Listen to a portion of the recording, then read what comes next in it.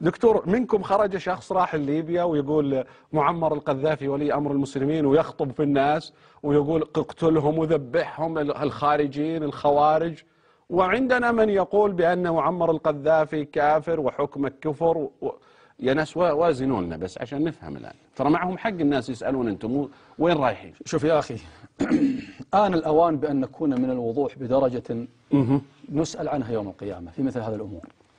المدارس التي هيأها كل حاكم له إنما هيأها لتخدم وجهة نظره، فإذا خرج أحد عن النص تم التعامل معه بما هو مناسب من سجن وفصل إلى آخره.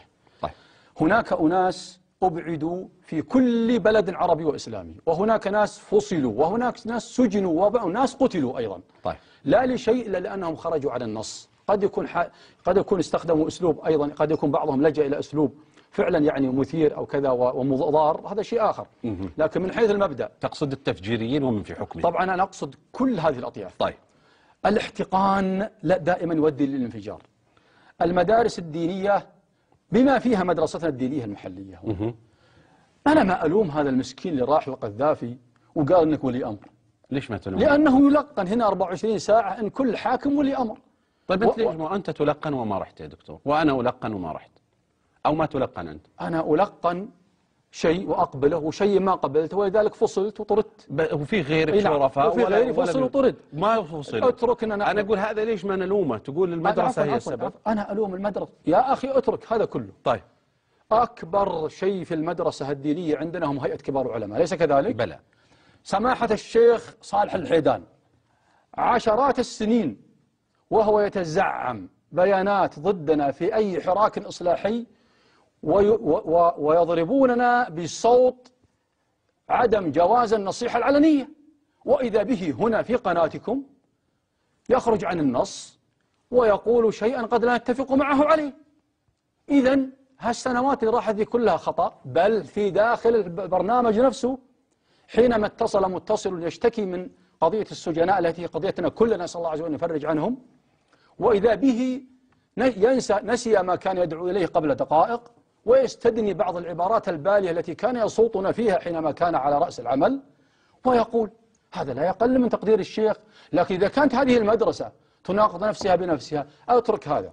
شيء آخر، قضية ولي الأمر وقضية البيعة وقضية هذه مصطلحات شرعية. طيب. لكن ولي الأمر لم يوجد هذا المصطلح إلا في الخلافة الأموية، ما وجد نص يقول ولي الأمر، في نص يقول وأولي الأمر منكم.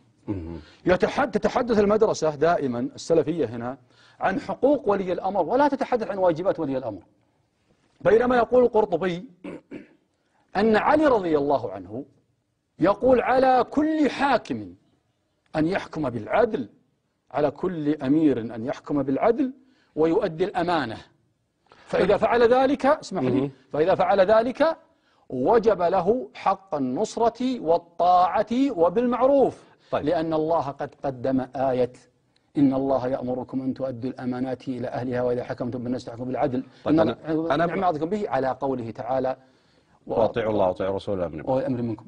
طيب. أنا مدرستنا ماذا تقول؟ تأخذ الآية الأخيرة وتترك الأولى. طيب ما ذنب هذا اللي ذهب إلى القذافي يا دكتور وجلس يتحدث في الناس؟ أنا بترك هذا مثل عشرات الخطباء اللي عندنا وعشرات المفكرين الذين هم فعلا يعني برمجوا أو ترجموا الخوف الذي ينتابهم أحيانا من أن يقول كلمة حق، ترجموه بأن لاذوا إلى هذا الملجأ.